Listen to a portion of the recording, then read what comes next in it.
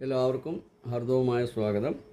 ഇപ്പോൾ നമ്മൾ 8-ൽ ശനി നിന്നാൽ ദീർഘായുസ്, സ്വത്തുക്കളില്ലാത്തവൻ, ദാരിദ്ര്യത അനുഭവിക്കുന്നവൻ, കീഴ് ജീവനക്കാരൻ, ധാരണാശക്തി ഇല്ലാത്തവന്, വിദേശവാസി, ധാരാളം യാത്ര ചെയ്യുക, അൾഷസ്, കുഷ്ഠം മുതലായ രോഗങ്ങൾ, അഷ്ടമത്തിലെ ശനിയെ പാപൻ വീക്ഷിച്ചാൽ ശനി അത്യന്തം ദുരിതകാരകനാവും.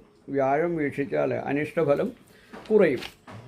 8-ൽ രാഹു നിന്നാൽ ദീർഘായുസ്, വിദേശവാസി, ഓർക്കാപ്പുറത്തുള്ള ധനം ലഭിക്കുന്നവന്, ജീവിതത്തിൽ അപ്രതീക്ഷിതമായി ഉയർച്ച ലഭിക്കുന്നവൻ, സാഹിത്യവാസന, കൂടെ തൊഴിൽ മാറ്റം, വൈദ്യവൃത്തി ചെയ്യുന്നവൻ, മോഷണത്തിൽ വിരുദ്ധുള്ളവനായിരിക്കും, ഭാര്യ രോഗിണിയായിരിക്കും, ദ്വിഭാര്യ യോഗം ഉണ്ടാവും, ശുചിത്വക്കുറവ്, വാദസംബന്ധമായ രോഗങ്ങൾ, അംഗവൈകല്യമുള്ളവനായിരിക്കും.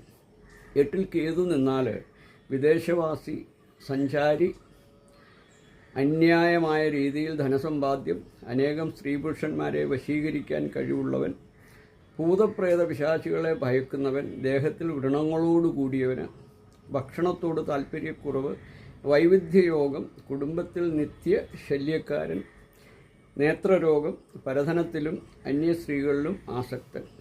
8-ൽ ഗുളികൻ നിന്നാൽ രോഗത്താൽ ക്ലേശിക്കുന്നവനായിരിക്കും, അപമൃത്യു സംഭവിക്കാൻ ഇടയുള്ളവൻ, വിഷം കൈകാര്യം ചെയ്യുന്നവനോ വിഷപാനത്തിനിടവരികയോ ചെയ്യാം, പരോപകാരി, അതിരഹസ്യങ്ങളായ വിഷയങ്ങൾ അറിയുന്നവൻ. അഷ്ടമത്തിൽ ഗുളികസ്ഥിതി അല്പായുസ് ലക്ഷണമാകുന്നു. ശുഭഗ്രഹ വീക്ഷണം പരിഹാരമാണ്. രോഗചിന്ത. 8-ൽ രവിയെങ്കിൽ ഹൃദയ സംബന്ധമായ രോഗം, രക്തസമ്മർദ്ദം, കണ്ണിനസുഖം. അപ്പം അടുത്ത